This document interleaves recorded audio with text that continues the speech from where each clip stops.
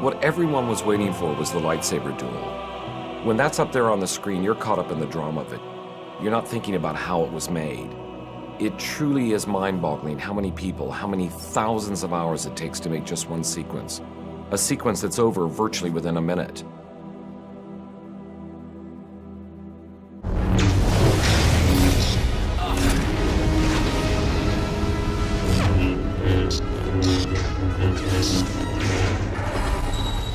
An interesting experiment is to actually take a sequence of shots, maybe less than a minute, and analyze how many people were involved in the making of that sequence.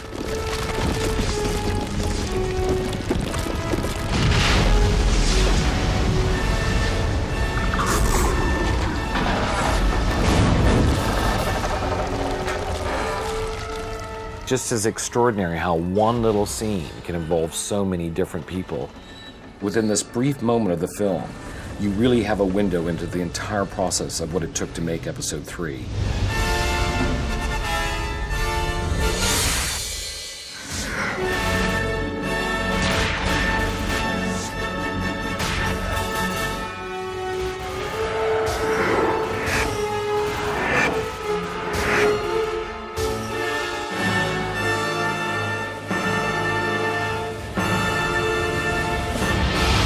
As the producer, my job is to assemble the team of artists and technicians who will bring George's total vision to life. My job is to enable him to make sure that he has everything he needs to express himself. That's all a producer can ever expect to do.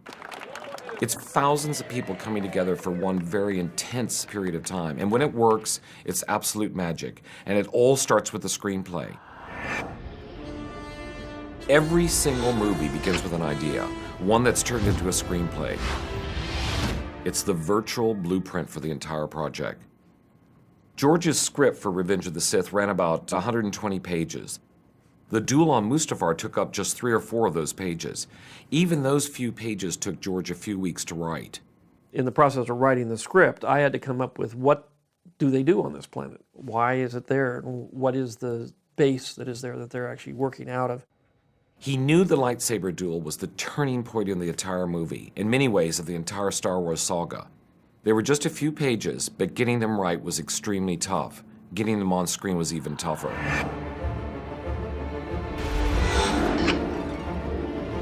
The concept artists create designs for every single planet, spaceship, creature, weapon, and environment. George reviews these designs and selects the ones that will appear in the movie. What do you want me to do? You want me to pull out the ones that I like, or you want me to... Yeah, places... Eric Timmons and Ryan Church are in charge of the whole group of artists who brought the planet of Mustafar off the page. What you see on the screen begins with them. So there's a whole history. This has been in George's mind for a long time, this idea of the lava planet. And Ralph McQuarrie did sketches of the Mustafar look, and many artists have worked on it. Doug Chang had done sketches and ideas. Mark Cabana. So there's been brainstorming in the past. That's interesting too. These are good views. And again, we can sort of build a 360-degree and literally take those and try to string them together and see if you can figure out how they would fit together. Okay. George has always been a really great master weaver. He can take 50 different threads and make them together into one movie, but we want to provide him with 10,000, not 50. Yeah. And basically we were here to provide George with variations on a theme, putting them out on boards, and then getting his feedback for honing the look in. Now we hit your lava world. I mean, obviously that's another thing, but these are kind of in that Mufasta realm, just kind of looking for... Yeah, that's starting to look good. Yeah. It's hard to get one person to do 2 different planets because it all comes out looking the same. That's always been a problem we've had, of trying to get the variety of design that we need.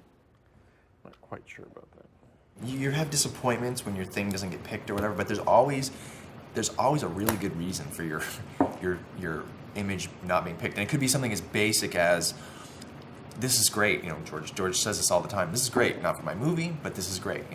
It just doesn't fit into the story that we're telling. But I mean, that's what we got to be careful of. I mean, we got to make sure that it's very distinctive so that we can, you instantly sort of look, and I say you have to be able to look in a couple of seconds and say, okay, I know where I am, I know what that is. And we would go through various designs. I mean, this would go over a period of months while I was writing the script. So I would rewrite the script as I was beginning to see the environment and what I had to work with to design the sequence. There you go. A first draft. Official first draft. Of course, there's a lot of cheating in there. A lot of they fight. We like cheating. For 20 minutes, and it just says they fight. I'm bringing in a guest director. Can you say, or is it a secret? Well, we'll see. You'll see next week, because he'll be here next week. Steven Spielberg was helping me with the previs, and I was always throwing all of the weight of the problems onto Steven by saying, well, the director wants this, and the director wants that. And you know, whenever there was something that was going to cause trouble for somebody, I just blame it on Steven, because if I said I wanted this, and they'd start to argue about it, but I just say Steve wants this, and then they wouldn't moan and groan quite as much. Our director's come up with a really good idea, which I think we'll probably use. I'm not quite sure how we're going to do this, but what he wants to do, probably here is one of the best places, if they get down to the end and it breaks off so that it goes and it lands in a river of lava. And they're on it. But he wanted to do something, you know, sort of up here somewhere, where, you know, one of those big spurts go up, and they jump under a ledge, and the whole thing sort of rains next to them. Yeah. You know, so you'd shoot them, and then you had this whole screen of embers and stuff flying down and bouncing off and catching on fire. That's a nice little route. Yeah, that's why I hired him. For God's sake, the guy's good.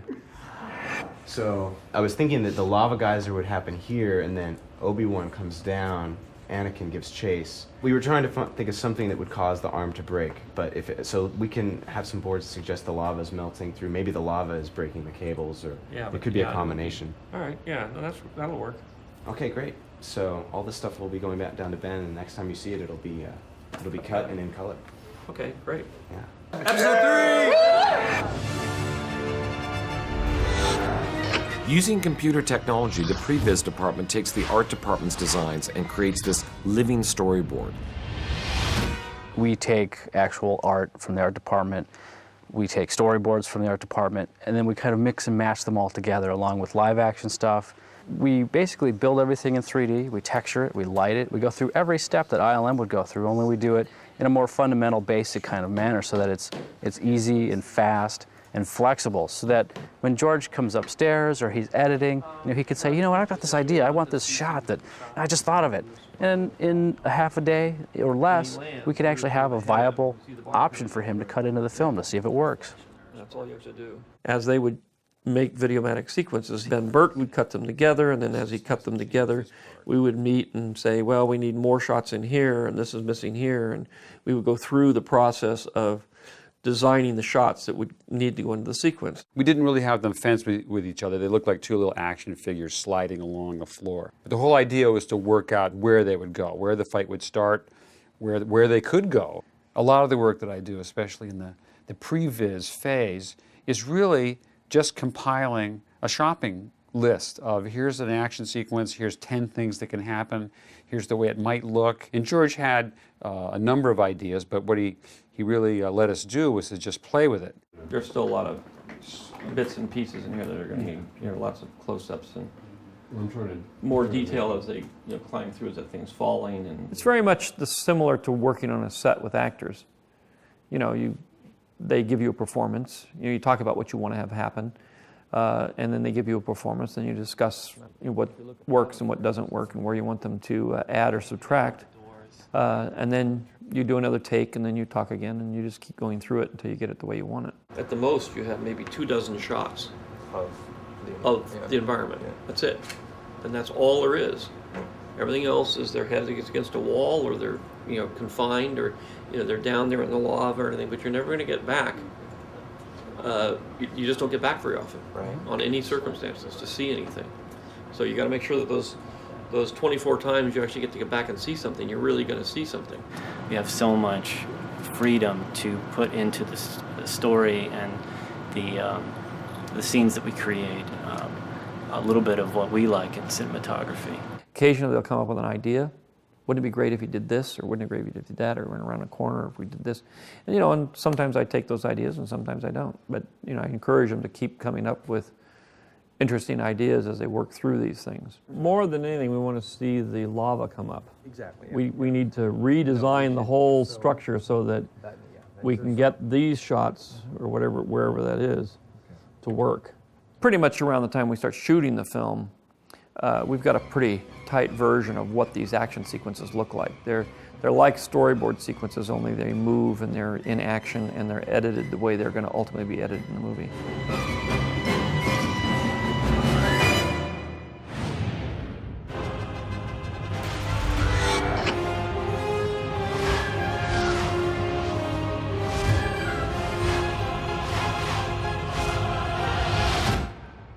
Production, Nick speaking. The production office in Sydney is the hub of it all, and we have a truly fantastic team. Oh, sorry, I better just grab that. Our production coordinator, Virginia Murray, is the one we go to with just about any issue, from actors' contracts to travel to insurance and equipment. She's the one who has all the answers. We just have to find people who can really work together as a team and try and keep a happy office, because I think that's the main thing that was a big priority for this show, is because that vibe can then filter through the whole of the crew if the production office is happy and helpful. Darlene, can you send Stewie down to see Rick in the production office? Jackie Louet is my assistant and George's assistant. She keeps both of our schedules and makes sure that we know where we're supposed to be and what we're doing every single moment. I don't want it to be over, I want it to last forever. I'll let Stephen know. Nick is our assistant coordinator. He is totally responsible for writing up the call sheets and making sure that everyone on the film, including every actor, shows up on time and knows exactly what it is that they need to do. Kate, the production secretary, is again someone who supports both Nick and Verge and makes sure that everything continues to run smoothly. And then there's Samantha, our production assistant, who really makes sure that we're taken care of. She makes sure that the line of communications are open between all of us. And then, of course, last but not least, is Stephen Jones, our production supervisor, and he is my partner in crime. He is responsible for making sure that everything that I ask for is on the set and ready to be used at a moment's notice for George. And at the end of the day, it's Kevin and Patrick Plummer who have the jobs that make them the most popular people in the production office. They're our movie's accountants, and they write the checks and get everyone paid. I would actually say that without the accounting department, I mean, we're sort of the heart of the production. I mean, we're usually the first on and the last to leave. My roles include supervising the payroll, just looking after the accounts payable. I do all the petty cash, the per diems. It's a bit of a bank teller sort of job without the obvious money counters and stuff like that. But and it's all balanced too, so that even surprised me.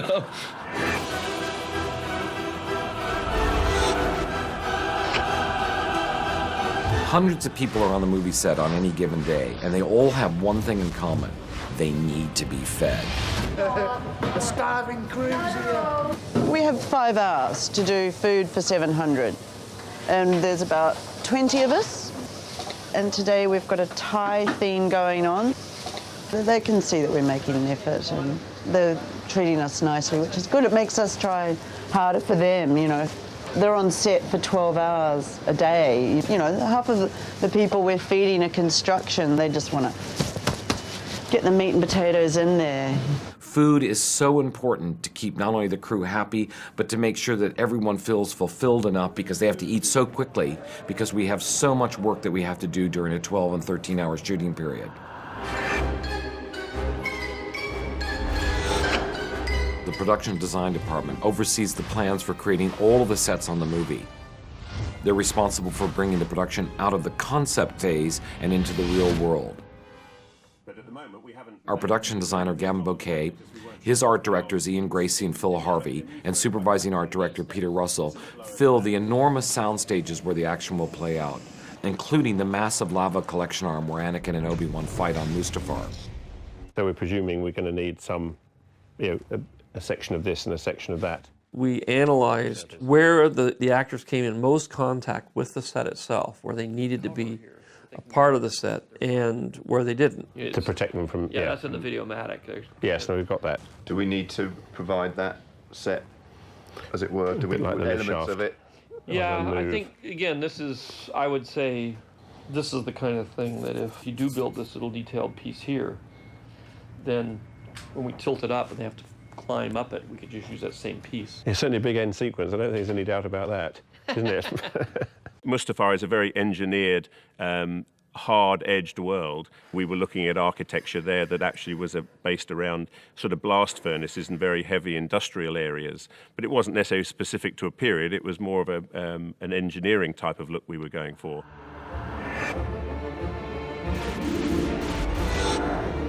The construction department oversees the building of all the sets, and believe me, it's no small project. There's over 600 people in that department alone.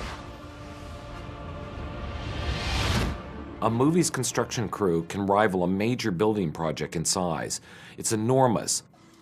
There are carpenters who build the frames for the sets, riggers who hoist these enormous construction pieces, steel riggers who create the metal scaffoldings and skeletons, plasterers, molders, painters who finish off the sets and make them look real. My job is construction manager. That would encompass putting a crew together, getting the plans into the office, getting those broken down.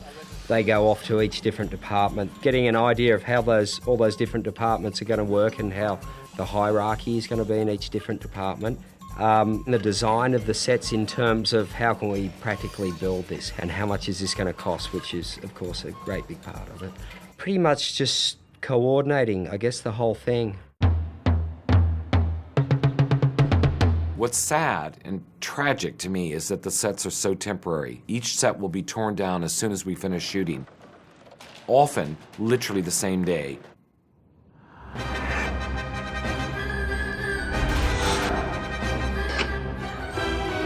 Every single item in a Star Wars movie has to be designed and built. The prop department creates all of this. Basically, we literally have to make everything in-house.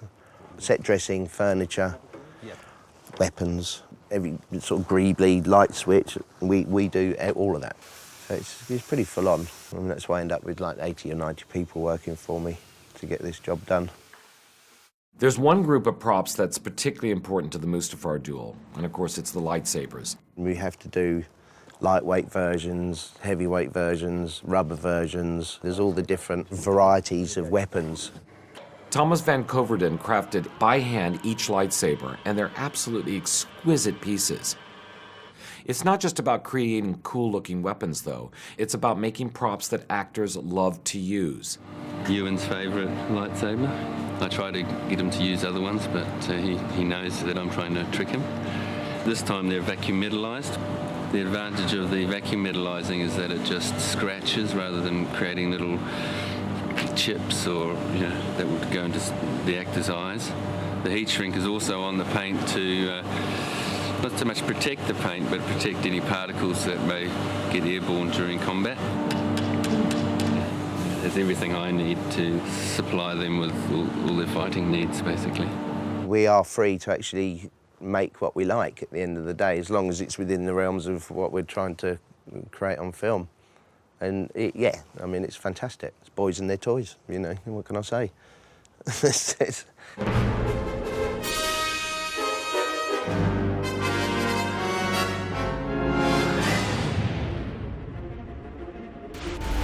On so many movies, the hair and makeup artists make actors look beautiful and ravishing. Certainly that could be true in Star Wars movies, but in the case of the Mustafar duel, the hair and makeup group spent their time making Ewan and Hayden look hot, sweaty, and posing and incredibly dramatic. With actors who are this good looking in real life, It's got to look rugged. it wasn't necessarily an easy job. There's a huge amount of pressure when I'm in front of Hayden and there's people like, George saying, okay, you need to move the hairs 3 hairs that way, and there's 15 or 30, 40, 50 people looking at you while you're sort of standing there, everyone's waiting to roll the camera so you can, get it right. There's a lot of demands on people. So if it's not really in your blood, then I think a lot of people have a hard time coping with it.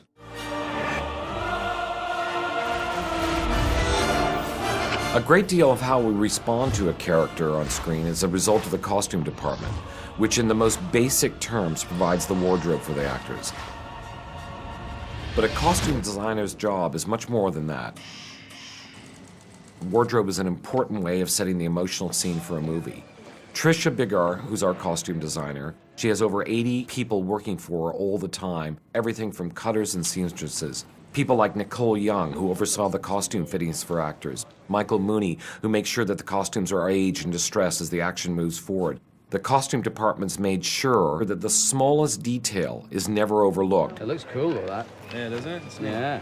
Gillian Libert was responsible for keeping track of all those changes and the huge sea of costumes that change with almost every passing moment of the duel on Mustafar, because virtually the whole scene is taken and shot out of sequence. A lot of different parts and pieces go together with these costumes, and you have to make more than one, obviously, for continuity. For example, with Anakin, there was probably about 14 pairs of trousers made. There were probably 16 undershirts and 16 overjackets and 12 belts. There's just a lot of things that have to be made because it has to go through a progression. So for Mustafar, for example, in the raining lava sequence, at the beginning of that scene, you know, they start off with the hero costume, which looks like this, which is pretty flawless. As the scene progresses, it looks like when the lava is actually falling on them, you know, actually burned in places and actually dirtied up. Each part of it has to have a little bit broken down to it. Having my team with me has been fantastic. You know, I think it's fantastic that we've all been able to work on all 3 episodes together, and I think that shows how much we've all enjoyed it. In the strictest sense, an actor's job is straightforward: to bring the script to life. People tend to think of actors as delivering dialogue, evoking emotion through the words that they say. Hayden and Ewan had to do that, but they also had to be amazingly physical. In this sequence, their action through the duel conveys the emotion, and they spent months rehearsing it. They had to get the moves right, and they had to make us believe in the enormous emotion of the scene at the same time. Set.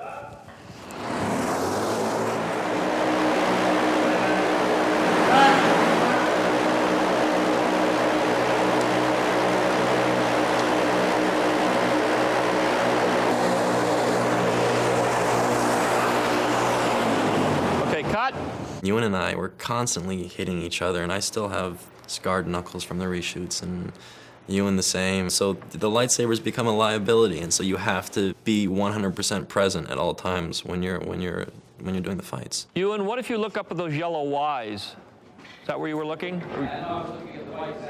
Oh, all right. Well, look up at the yellow Ys. Let me see what happens then. We've had, as you say, an enormous amount of blue screen or green screen also.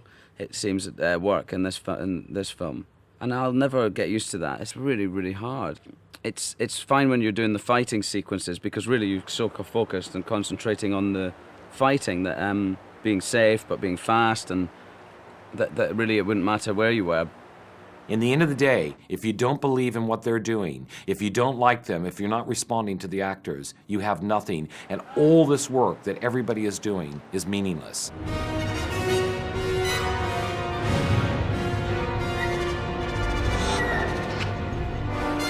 The stunt department designs everything from the largest action sequence to the smallest lead. Nick Gillard, the stunt coordinator on episode 3, supervises a small army of people that includes the riggers who outfit the actors in harnesses and wires, and all the stuntmen who take the place of digital characters who will be added later, and stunt doubles for all of the actors. It was really important for both George and I to bring out Nick as soon as possible, so he came about 4.5 months before we actually started shooting. I got him a very small video crew because it was very important that he did as much test footage as possible. We wanted to edit all of the sequences that he had created together with real cuts, add sound effects, and show them to George so that he could be part of the process of creating the choreography for each sequence. Nick choreographs all of these fights, and they're all character-driven. His mind is always working. How can he make each move reflect the attitude, what is happening between these two guys? And Nick has a very specific move to indicate exactly what he thinks both characters are thinking at every single moment. It was a challenge in the Anakin fight because 3 or 4 minutes in, you get over the initial explosion of the fight of why they're fighting and all the flashy moves are done. We then had to work out how you would fight somebody. It's like fighting yourself. We did loads of sections where exactly that happened, where they just couldn't get through. They just match each other perfectly. That's good. Yeah. That's We had to build a set that would actually move and go upright. It starts horizontal and moves vertical, and the actors have to be able to act on that while it's moving. So there's a lot of interaction at the end between the floor effects people and the stunt people and Nick Gillard, the choreographer of all this. And they had to all coordinate how they were going to accomplish this with the visual effects people on how that was going to look on the screen after it was all finished. We've got two really good stunt doubles, Nash Edgerton and Ben Cook, for Obi and Anakin, but they rarely get to work because the boys do it pretty much themselves. For those 1 or 2 or 3 difficult shots that you have in the movie where they physically cannot do the shot, we let the stunt double do that, but then you have to have a scanning crew come in and they scan both actors from every single angle, and then we map on each one of the actors' face onto that stunt double.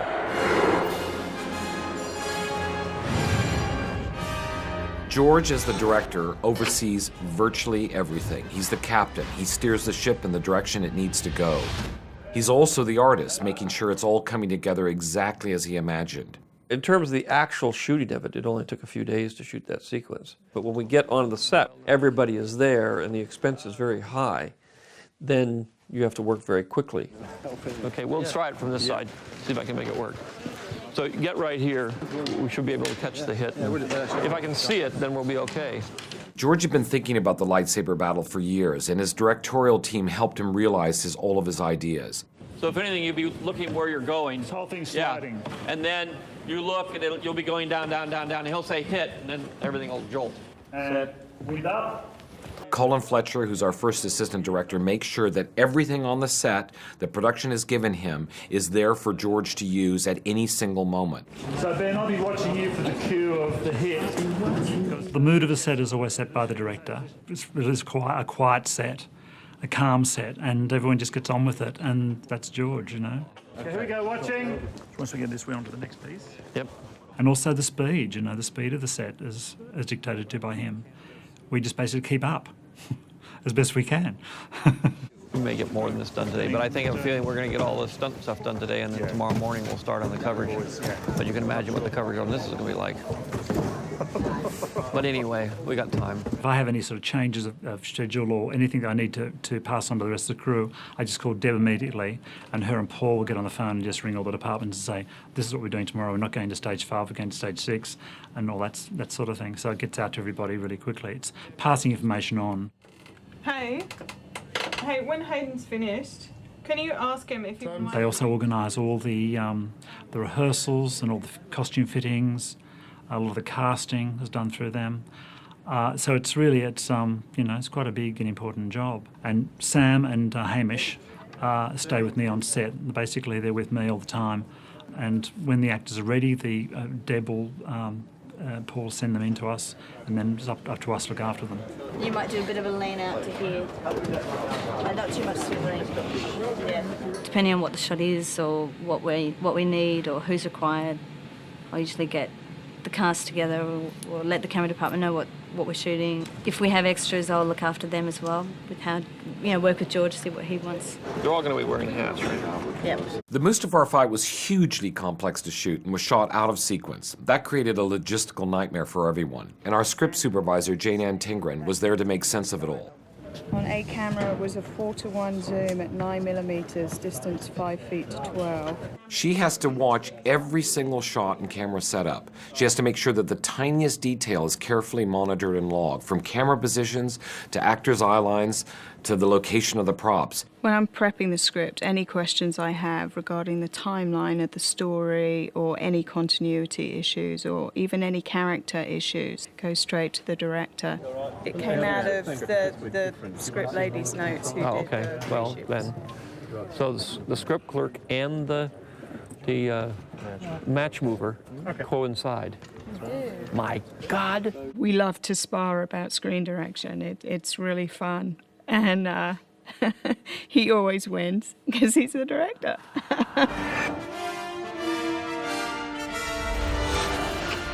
No director could do what he or she does without someone who can artistically capture the director's vision for the camera.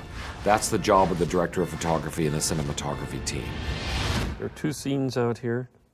One like this, which is sort of half in the dark and half in the light. What we try to do is go through all of the scenes for the next week. So it really gives George an opportunity to think about his blocking And once he's decided where everybody's going to be, then I can work on a lighting scheme. It should go up, and it can hold for a long time because it shoots way up. So the Mustafar scene was particularly challenging, in part because David has to be able to create a shot that will blend with effects that ILM adds in months, if not a year later.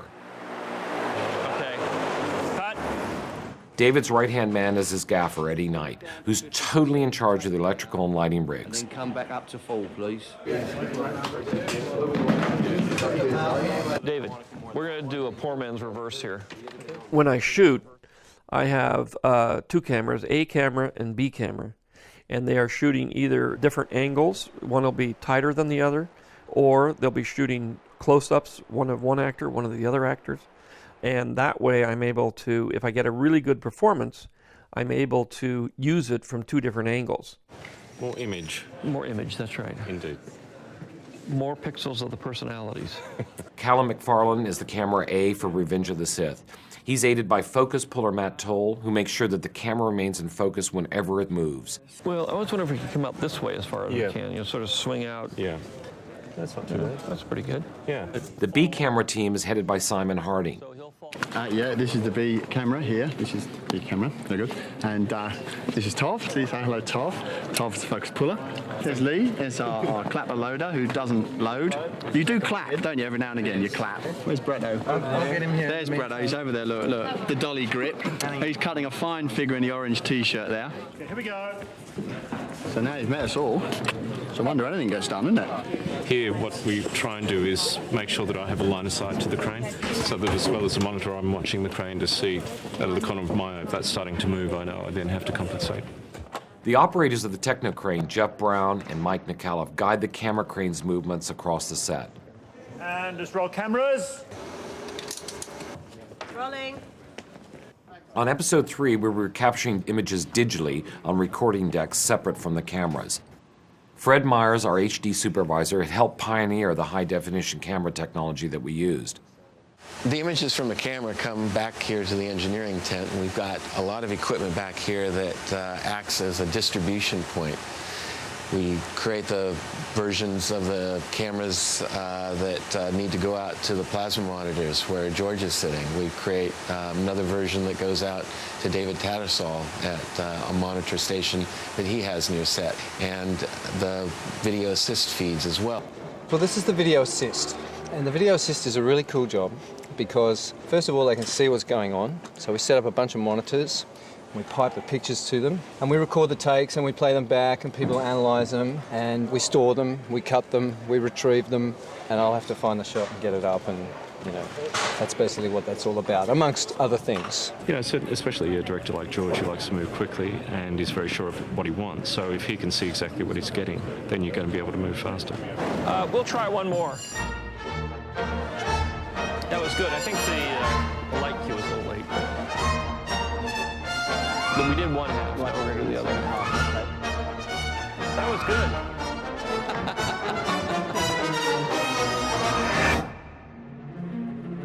The sound crew has to make sure that the sound on the set is captured correctly and perfectly. Scene 158 in particular has no dialogue. Nevertheless, we need some sort of guide track to ensure that we can hear all the grunts which the actors will need to re-record during post-production. As our sound recordist on episode 3, that's really the job of Salty Brincat and his boom operators Rod Condor and Nicole Miller. You get used to it after a while. I think your arms become to a point where they're, they become numb. You start resting on your head. We get challenges with effects of wind, etc., that actually pull us up. That's a difficulty when they want the costumes to blow in the air and the hair to move. Well, then we're sort of caught with trying to obviously just get a guide track on that in that situation.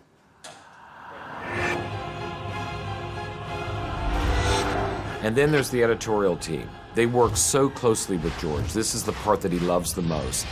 They have to shape the overall visual and dramatic communication of a movie, taking the hundreds of hours of footage and figuring out how to make it into a dynamic 2.5-hour movie. It's one of the most difficult tasks on any production. On episode 3, we had 2 editors, Roger Barton, who cut the Mustafar sequence, and Ben Burt, We kept Ben in California while we were shooting in Sydney so he could continue to work on all the animatic sequence that still needed to be filmed. But Roger was in Sydney the whole time. We were simultaneously cutting the picture while we were shooting. Okay, cut. Once we go through the roll, we take the tape out. That's the beautiful thing about HD. It then gets copied immediately. This is now a new negative, effectively, and this is the one that we then use in editorial, and this is in fact the tape that I pass on to John.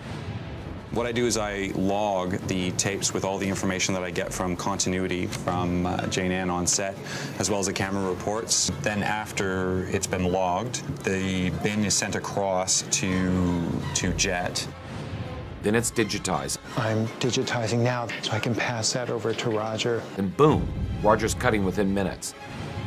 On traditional film shows, there would be a whole processing workflow where I wouldn't have the opportunity to screen dailies with sound until late the following day. I mean, that's a full 24-hour turnaround.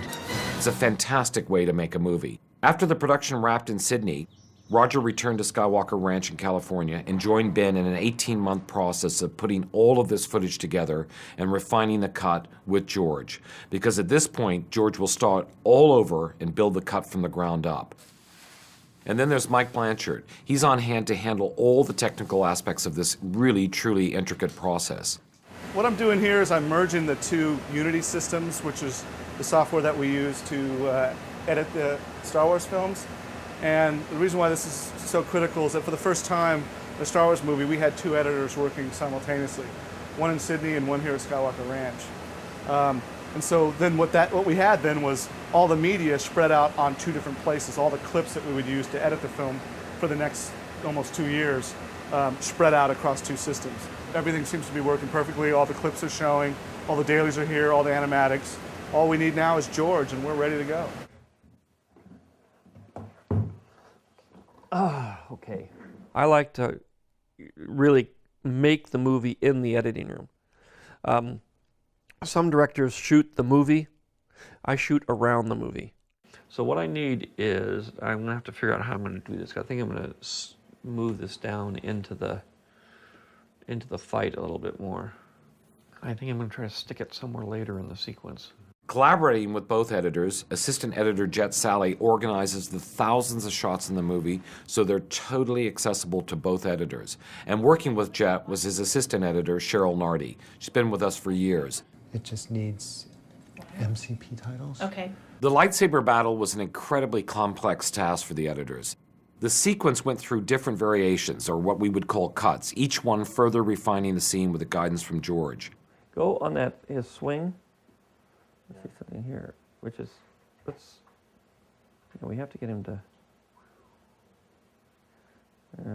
I wonder if we go back, give me another frame on the other shot. When you see these different cuts, you begin to understand what an amazing artistic process editing really is.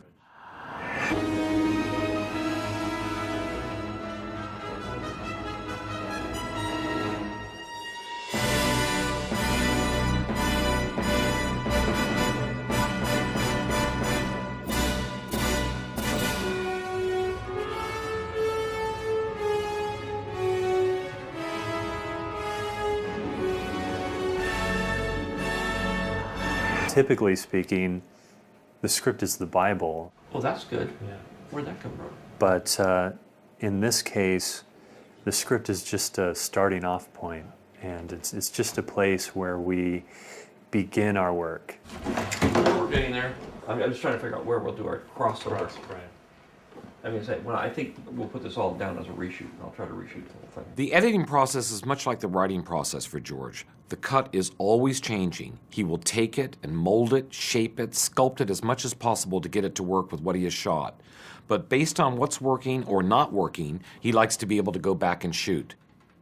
These reshoots are scheduled way in advance. The actors are contracted to return for a few days of shooting during the post-production process, in this case in London, to pick up scenes, sometimes just a single shot, or shoot entirely new scenes that weren't even conceived when we were in Sydney. This is the whole fluid aspect of what it's like to work with George. There's too much going on that's not there. And we can kludge it like we've got now, but in order to get to the next level. We gotta have something that we can actually see. Hey, Dan, can you cruise down for a sec? We've got a problem. 911. Help! Now at this point in the editing process, the animatics department becomes involved again. There would be times when he would call us down to his editorial suite, just a quick meeting. This is where we got a problem, which he might be able to help us fix. This starts to fall. They start to run. So they're over here. They're right here. And so it's the whole thing is tipping. And when it hits, we want it to kind of splash and rock a little bit to match what the next shot is. All this was before ILM even started. It's expensive shooting on the set, but it's even more expensive doing the special effects. So you really have to be very, very precise about what it is you want. I want to cut from this to a piece of volcano exploding. Do we have a good volcano eruption? We had a very lucky break early on when we were conceiving of the whole Mustafar sequence. Mount Etna exploded. And I got a call from George over the weekend. He said, listen, this footage is extraordinary. You got to get on the plane. So I grabbed Ron Fricke, wonderful cameraman, and we rushed off to Italy. And within 24 hours, we actually got there and we started filming for a week the total extraordinary footage that we have on Mustafar of the volcano planet literally exploding in front of our eyes. Over here, I went and found all the footage that was shot, and there was plenty. He got everything, day, night. They tilted the camera so they could get as long of the eruptions as possible. Yeah, this one.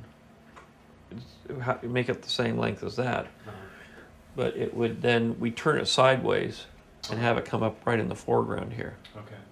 What this does is it allows George to communicate an idea to his animatic department and to the guys at ILM to say, this is roughly what I have in mind in terms of composition and action, and then he'll turn to those guys and say, okay, make it 2,000% better than what Roger did, which, by the way, is not very hard. And the previous department actually add the backgrounds into the shot so I could actually see what I was doing, because doing it in blue screen, it's very hard to get a sense of where you are and what the location is and how the action flows, how the suspense builds. This is the animatic that came down to us. So they've obviously fleshed out the background and put the hillsides of the volcano in and, made it a little more visible. And you can see the lava bed down below. So it gives a better idea. And this is all about a blueprint that ILM will use to construct the final version of the shot.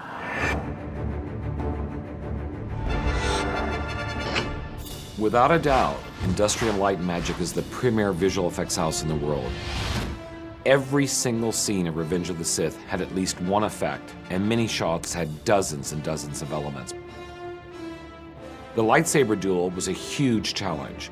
ILM had to take footage shot on green screen stages and make it appear to have been shot on a real location, a volcanic planet that really only exists in George's imagination. The visual effects producers at ILM, led by executive producer Denise Ream, supervise all the production coordinators, the assistants, the managers who make sure that the myriad of effects departments working on the sequences come together smoothly and on budget. There's probably 150 people working on this one sequence. It's another production happening with the same scope and scale as the live action crew. So this time, when we open the main gate, we want to try to find a height and just hold it there, right? Okay, thank you. Once I saw the storyboards and the animatics, I began formulating a plan of who I actually wanted to work on the film. John Knoll worked as long as possible by himself to create the visual effects for the film. When we decided to add a second supervisor, due to my relationship with Roger, we thought he would be a really great addition to the team. I was very excited to be involved with Mustafar. It sounded fantastic and it looked a real challenge. I mean, there's a large piece of work, lots of technical things, but also I just liked the look of it. While I sort of oversee the crew, Nina and Janet handle the day-to-day production management of the sequence?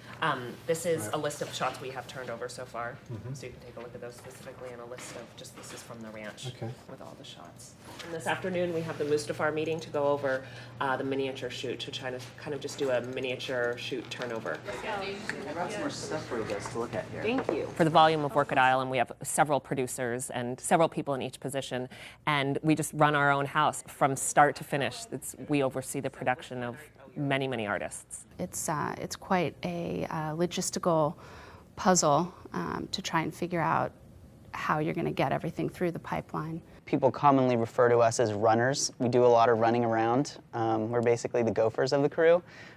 We do a lot of administrative office responsibilities, a lot of copying of scripts, copying of documentation. We set up a lot of the reviews and set up the dailies between the visual effects supervisors and the artists. We also are responsible for setting up the reviews between the visual effects supervisors and George over in the theater. Whoa. It's mind-boggling how much work goes into this movie.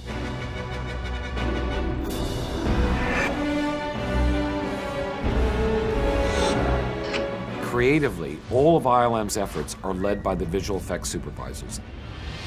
John was on the movie from the very beginning, working with George in the art department to create the whole master plan of Mustafar. We have to sort of editorially put this set together somehow. Because right now we have the model and we know what we're doing, but it's still pretty vague. While I'm here, I'm working on a variety of things. You know, the main thing to do is to try and maintain quality control on blue screens and make sure we're collecting enough information to replicate the cameras later. And they go through this. George is very technically savvy, and his first instinct is pretty much exactly right. But a lot of times there are novel situations that come up that require some consultation. So he'll ask, should we shoot it this way or this way? The one that's the more important is this one anyway, because it's the one that's got the most set in it. Well, the big challenge in Mustafar is lava, and there's lots of it, and it's at lots of different scales. Roger had a less enviable task. He came midway through the planning to supervise the actual production. Once Roger came on, it was actually a big relief to, okay, I'm not going to think about Mustafar anymore. Now it's in good hands. At least the stuff that sprays up and glops over the arm to melt it, that's all going to have to Be done as a CG thing. So that's something we've already started doing, is it, John? John Knoll essentially handed what information he had about the background of the sequence to me when I joined the show. And obviously that's a fairly daunting moment because John is so much more familiar with the whole Star Wars process. But there is that moment on the show where you sort of think, my God, what have you got yourself into? Hey, Craig, how are you? John and Roger also supervised hundreds and hundreds of people in many different ILM departments, each of whom had one specific task. You have to understand, sometimes you'll have an artist working on a shot, a 3-second shot, for literally months at a time. The match movers work to make sure that everyone who's associated with each shot has the visual reference points. That's an incredibly important job because a huge amount of our shooting is done against completely featureless blue and green screen. Whenever you want to do any kind of a 3D visual effect, be it a CG 3D element that you want to add or a miniature element from a motion control camera on stage, you need to accurately recreate the perspective and the camera angle of the shot as it was photographed originally. In blue screen, it's very easy to get lost. It's very easy to, move the camera around, pan the camera, or dolly, or do things and not know exactly where on the fabricated set that will be there you are. So you need little markers and things in the blue screen, and there's a person whose job it is to make sure that those markers are in the right place. As we go around, we'll have X's on one side, Y's on another, and then Z's, and try to break it up so that we have a really fast whip pan. I can see about where we are. As the coverage gets tighter and tighter, sometimes we're into some pretty tight, just a head and shoulders against the screen. If there's just nothing but an actor in blue screen, we'll want to make sure that there's some kind of reference that tells us what's panning and tilting. These are emergency track lights that we use when we go in real tight and we can't see any of the other plastic markers that are up on the walls. By putting these track markers up, we can see how the cameras are panning around and what's happening behind the actors, so that we can reproduce the camera move with the proper background. So using the information that Jason gathered while he was on location in Sydney, we use sophisticated tracking software to recognize the X, Ys, and Zs that Jason was placing, the targets that he put on the green screen. We then took the various measurements, photographs, camera reports, lens information, all of this stuff that he took while he was down there, and we basically rebuilt that into a virtual environment with a virtual camera move that was an exact replica of exactly what the camera move was on location. Once the original match move is completed and we incorporate into the virtual environment, we can basically resize them to any size we want to and still maintain perspective that actually makes sense, and allowing George quite a few more options towards what the final shot should look like. We then hand that off to the other departments further down, where they will replace this kind of game res version of the Mustafar buildings with the final high res version.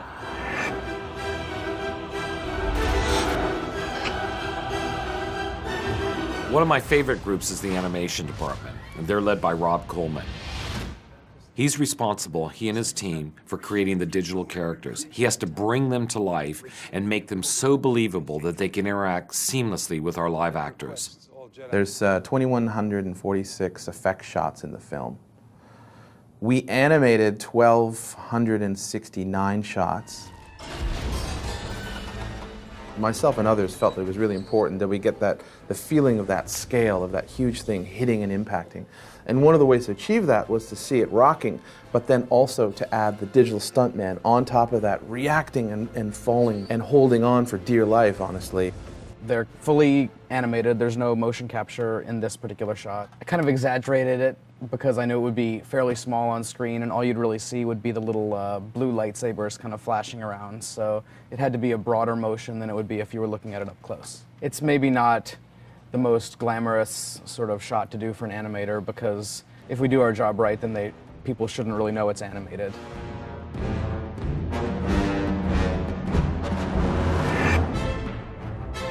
The digital environment and matte painting groups apply their artistry with computers to create entire virtual worlds, often incorporating footage we've shot in the real world, like the eruption of Mount Etna in Italy. We're taking all of those pieces and, extracting lava, extracting smoke, combining those with computer-generated images and coming up with really nice stuff.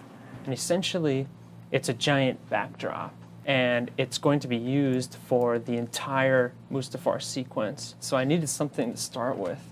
And I actually had kind of an idea just driving to work one day, and that was I was driving past the gravel parking lot, the overflow parking lot here at ILM, and I photographed some stills of the gravel parking lot. And you can kind of see it there if we zoom in really close. And that sort of became the beginnings of the lava ocean. And once I finished the painting, then it became time to animate it. As you can see here, I've gone through and moved all the clouds as well as all of the lava ocean. It took me probably several months to actually complete the final 25,000 pixel wide painting. If one person was working on it in a linear time frame, it would probably take him 2 or 3 years to get that work done. The technical directors, their primary task is to light a 3D scene. That means not only lighting the objects, but creating shadows and reflections too. It's all these uses of lighting in a CG world that make it feel real and bring it to life on the screen. We have actually two things to do. It's the lighting on it, and also the interaction with the lava, the 3D CG lava that we're going to do. What you can see here, for instance, it's like the light is moving slightly, and that was to give this feeling of the flow of the lava. So the lava doesn't have the same intensity everywhere. Also, because the lava is underneath, you want to have something that is probably brighter at the bottom and darker at the top. The lighting is important because that's what will give the shape and the density and the feeling and the mood. The lighting process will take probably about 2-3 weeks of work. Then the simulation, the particles and stuff like that will take probably about a month. There was a mixture of geysers. Some of the geysers were footage that we put into place from Mount Etna, and also elements that we shot on our back lot, Methasil. So here's an example of Methasil being shot out of a high-pressure hose. In some cases, we were able to use the elements that we shot. In other cases, we had to generate them in CG. We treat each ball as though it were a little density field with a high density in the middle and falling off to zero density at the outside. What we end up with is a surface. We can also use all those points as tiny little light sources to get all of the interaction with the rest of the set. And from here on, it's really just a case of layering up the detail. So I add on steam and sparks, secondary lava events in the background, debris raining down on the set. The other little detail that you can see here, but which really helps sell the final shot, is that we're getting some reaction from the arm itself. It actually bows and buckles as the lava hits it. This shot was a really strange one to work on. This was the original miniature element that we shot. We're actually looking down the river of lava and we're following the path of the arm. Unfortunately, it turned out that George had conceived the shot differently. He actually saw it as a reverse angle shot, looking back up the river, watching the arm floating down towards us. By the time we realized this, we'd actually dismantled the set, and the solution that we came up with was to, first of all, flip the plate round horizontally, run it backwards, and here you can see I've got something that just about works. Unless you look really closely, and you'll notice that the waterfalls are actually going up. It took me about 2 days to notice this. I felt really, really stupid. I was sitting there in dailies and somebody just said, aren't the lava falls going up? Sure enough, they are. Here I've done a little bit more work. I've got some more buildings here and I've got some interaction going on between the plate and the arm. One take later, you can see that we've now actually managed to get the lava falls going the right way. We've added in some background sky and layers of more stuff in from the Mount Etna footage, and a little bit more, and we get to the final shot. The CG modelers and the view paint technicians are the digital equivalent of a construction team. They build and texture each and every single item and every single frame that we see. This particular model took us about, I'd say, 3 to 5 weeks. We really decked this thing out for the shots because we knew we were going to see it like really close, and then we had to break the model. So what we had to do is build stuff inside the model after we break it off as well. So this is where the break point is. We added some bent pipes and stuff that goes into the model so that when it breaks off, there's actually stuff inside. And then we also built a lot of details that you probably don't see very much, but you'll probably miss it if it's not there. You know, they really do give it their heart and soul. And a movie like this couldn't be done without that kind of attitude. Digital technology has completely revolutionized the visual effects industry. But sometimes nothing beats the old-fashioned use of models and miniatures. And we don't always look to the future. We often look back. ILM has a substantial practical modeling group, which was instrumental in creating the Mustafar scenes. Oh, permission to come aboard? Yes. Lava is quite a difficult thing to do inside a computer. A physical model, you can build it, you can look at it, and you can light it, and it behaves in a kind of a very controllable way. And then the big structure that holds the control arms is here. The organic nature of Mustafar and sort of the rock lava planet enabled us to build it fairly quickly. The material itself breaks in a way like rocks do. It does that kind of thing. You can take this tool, but eventually you can make it look like a mountain.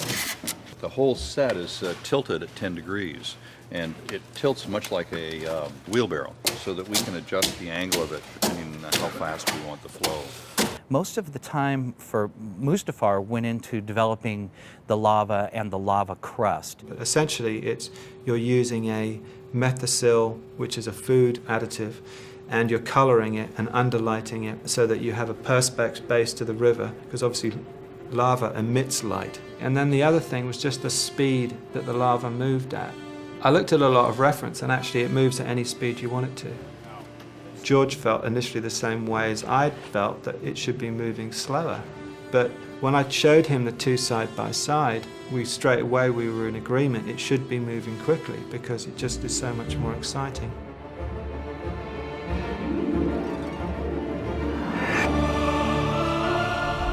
Motion control enables us to capture an environment with a camera move that can be exactly repeated over and over again.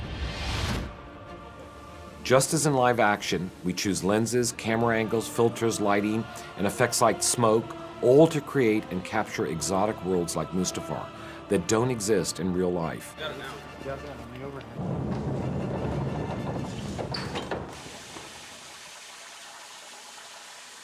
Sometimes it's a little more effective to go heavier smoke, so I'm just judging it by eye as I go through, and that's kind of the beauty of HD, is you see what you're going to get as you're shooting it. It's working out great. It's really giving it some more depth and scale.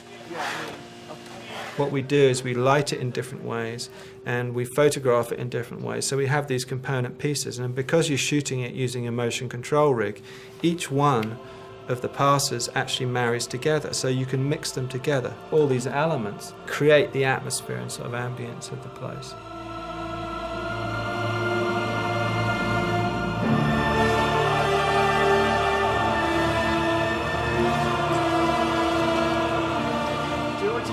Chris, it looks good. Let's see 100% on the lava.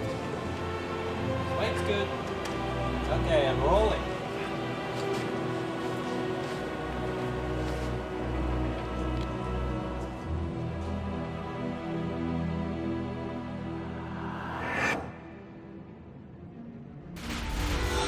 ILM's rotoscope department isolates the individual elements from the green screen sets, like the actors and the props, so that they can be removed or added within specific shots. We have very elaborate rotoscope and paint needs for the sequence, and Beth D'Amato is our roto supervisor for the sequence. What was daunting with the Mustafar sequence was actually not so much how the work was done, but the actual quantity of work.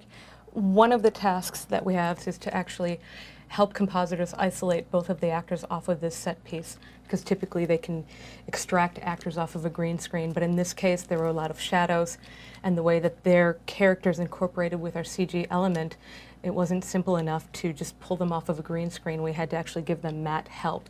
So what we do is we actually go in and create what looks like an outline or a cookie cutter shape that says all of these areas need to be isolated and physically pulled off of this element. And on top of that, both actors were carrying lightsabers, so we also had to do additional roto work to comp in lightsaber effects on every single shot. So we do a lot of paint work and we do a lot of matte work that incorporates them into an environment to make it all look real and seamless.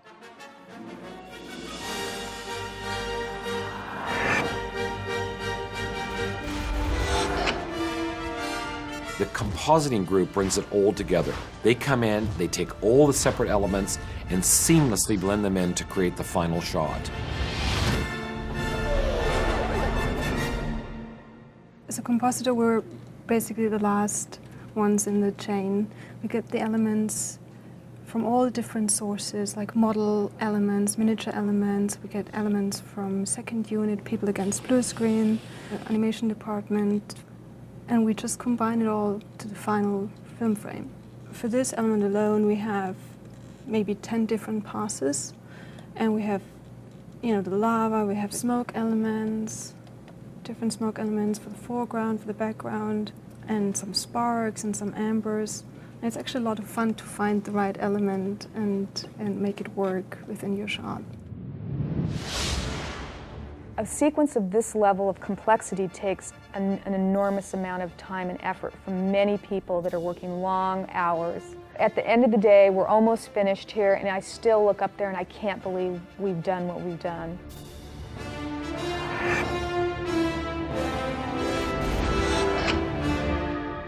Sound works almost subliminally in a movie. In the best case scenario, you aren't even aware of the texture and the combinations of sounds. And yet, the sound designers think about every single shot of the movie from the standpoint of what an audience will hear. This is audio history. I want you all to look alert. Remember, you're marching off to war, so there can be tears. Star Wars is always demanding in terms of orchestrating sound and orchestrating sound effects and dialogue with music. To construct the final sound for a 1-minute section of the Mustafar sword fight, it requires work on several levels. First of all, there's just the dialogue. You have quite a few of sword fight vocalizations in this movie, so I don't know if it's better for you to hit those at the end of our session. One of my main responsibilities on the film is going and supervising all the dialogue, like the re-recording of the actors in the studio. What do you think? I mean, we could stand to have some more breaths around that just because it's got to match into your close-up. One of the most detailed of Matt's tasks is supervising what we call the automatic dialogue replacement, or ADR. One of the reasons why we have to re-record a lot of the actors' dialogue that's recorded on the set is that the sounds don't sound realistic. I mean, obviously, when they're fighting with those lightsabers, it's the sound of a stick hitting, so you really hear a plastic or a wood hit, you know, and they might be walking on wood, so they're not on stone, and so all those sounds come through to the microphone, and so when they're breathing and talking, you get all these clicks and clacks. So we have to go back and the actor has to generate that energy again. Hopefully you're getting performances that were better than what they recorded originally on the set. 1,600 grunts and groans. Or why don't we just stand here and you can slap me silly and then you can just fit it in where you need to. George, The next layer of sound was the Foley, which are the footsteps and the movement. And although you may not hear a lot of that consciously, it's very important to have that there to give it a naturalness. There was the full-time Foley artist on this film, and then there were 2 other walkers. Basically, what our job is to really flesh out the characters. So this is what we used for Anakin, for his movement, to kind of sell his menacing character. We're using just a black leather jacket that has some good creaks. We have an old rifle for some of the metallic-y sounds. And then this old drill actually too has some nice kind of sounds that we put up against it. So this all together is Anakin's sort of presence and gear. Then you get to the actual sound effects that I design.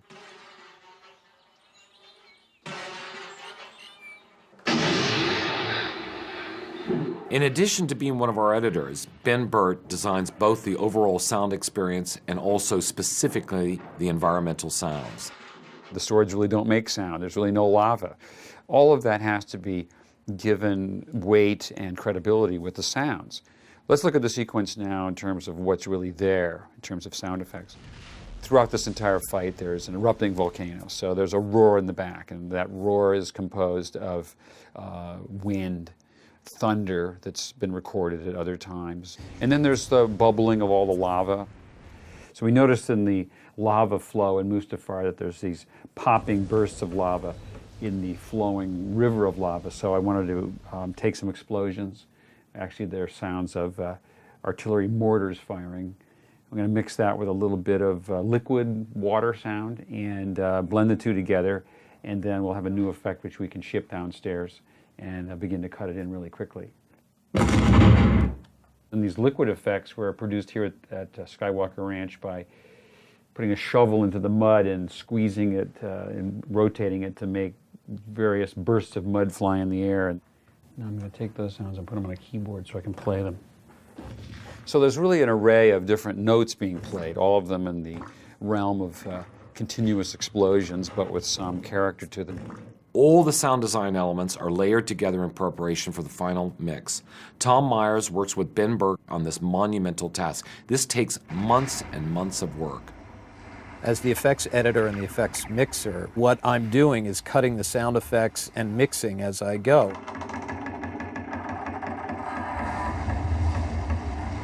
For this session, this is Volcano Eruption B, which is effect number 379 that Ben has made. So just for that one scene, we have tracks and tracks of material that we go through, and at this stage what we're doing is balancing them against each other, and then we will go to the mix room and then take our balanced sound effects and put them against the balanced dialogue and the music, and then balance those against each other. Without the sound designers, the lightsabers wouldn't hum, the lava wouldn't roar, you wouldn't hear the dialogue, and the duel would be a lot less exciting. So their job is so incredibly important to the overall movie. The sound effects need to play up the reality of lots of things. It's important in the film that if something happens, there's an appropriate sound associated with it. But also the music is the element which is abstract and can go right to the heart.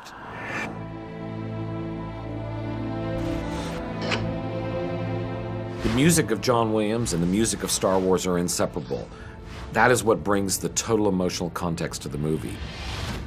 We were, as always, truly honored to be able to once again work with John Williams, one of the most respected film composers in the world. His score brought extraordinary depth and passion to the Mustafar duel. Good morning, people. We will start with 7M8. Star Wars is essentially a silent movie, and in this particular case it's even more so because it's an action sequence. There's no dialogue in it. So when I talked to John Williams, I said, listen, this is a perfect place to have a new theme. Every film we try to at least bring in one new theme, and I said this is sort of goes beyond the Duel of the Fates, which we used before. Because now the people who are fighting are friends, so it's a kind of tragedy Duel of the Fates.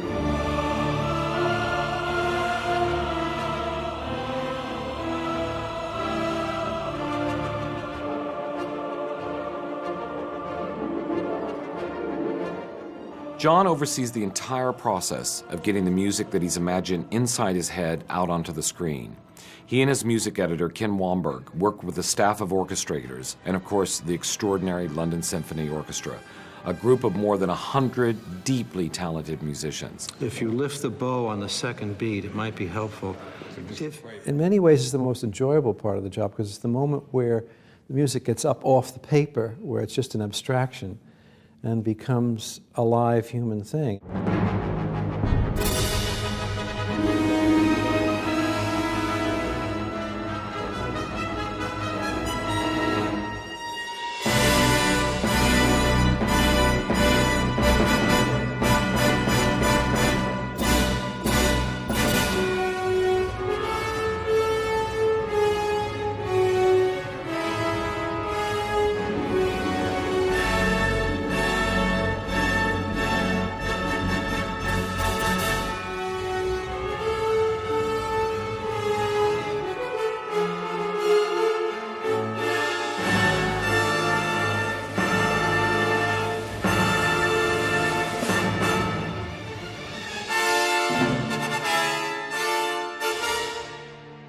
This piece is beautiful. Does it work all right? Yeah, it works great. With dialogue, sound effects, and all the music completed, it's the sound mixer's job to make sense of all of it. To find just the right balance so that a scene can have the maximum dramatic impact. There's, probably 200 tracks worth of material, and those are all played together through the speakers in the theater, and you make a judgment as to how the audience will hear this, and you make adjustments. No, I like the lava flow. Works. I like that part. Once he jumps off, I think we can bring the effects down just a bit, and then it's even when that thing finally hits off screen, we can bring that down too. The idea by doing it in Pro Tools this time around is that we don't pre-mix anything. At any moment in the final mix, every sound that was recorded, the individual file, is available to us. And we can bring it up on a screen, we can re-edit the sound, we can pan it or position it around the room. And so we can address the very intricate details of the sound at any moment. This has never been done before on such a big scale.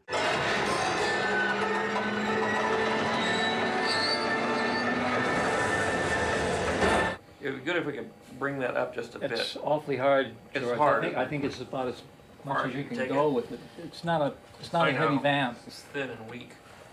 like me. The music team hears the trumpets and the piccolos and the drums, and the sound effects team just hears the explosions and the swords. Everybody has a viewpoint, and sound is a very subjective experience. There were times when someone wasn't happy, or it usually boils down to sound effects versus music, and that means Kenny Wamberg versus Ben Bird. You happy, Kenny? Not really. Not really. No, Why? it's noisy. Noisy. Oh, I just think the music could live a little bit more than it does. I mean, it just gets wiped out. Too noisy? Yeah, for my taste. We've done that for 30 years. We've had our little sparring matches back and forth at the mix. The music is kind of a thread to that whole montage of cutting back and forth. Right. And it just gets lost. Well, let's try lowering everything a little bit. George, Ben, Matt, and Kenny work with the mixers to make every single sound element pull you into Anakin and Obi-Wan's world as they fight this amazing duel. Yeah, that was better. That was good. The music sounds good now. Yeah, it sure does. Are you happy, Kenny? Yes, I'm smiling. Really? Is that what that is? Now he's smiling. All right. Well, sounds great. Sounds great. There is a truly indescribable moment. When the group comes together, the lights go down and the projector lights up the screen. This scene that we've worked so hard on suddenly springs to life, complete for the first time. And in that extraordinary moment, you realize how vital every single person is to getting it made. Take away any one of them, and it won't come out the best that it could be. In theory, Thank you. we're hoping that we're completely finished and this is it, and we're going to say great, and we're going to walk away. At worst, we're going to have a few notes, and somebody's going to have to scramble tomorrow and finish them before tomorrow afternoon. Because tomorrow it really is done, regardless of whether we want it to be done or not. Yeah, a truck is stopping out front. Yeah. And it's going to be George will load it on yanked out of our cold hands. It is such an amazing moment. It's such a real thrill to see it all come together at that final screening.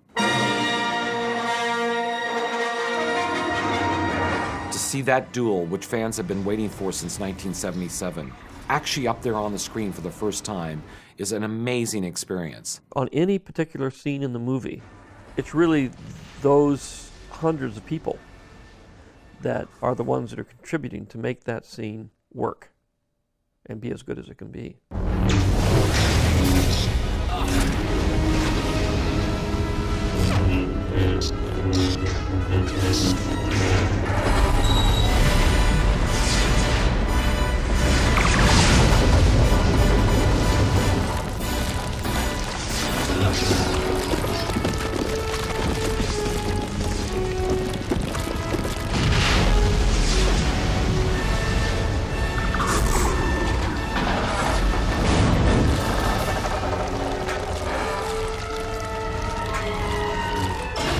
And when you consider what it takes to take 1 minute of the movie, just this one little moment, then you can imagine what it takes to do 137 more.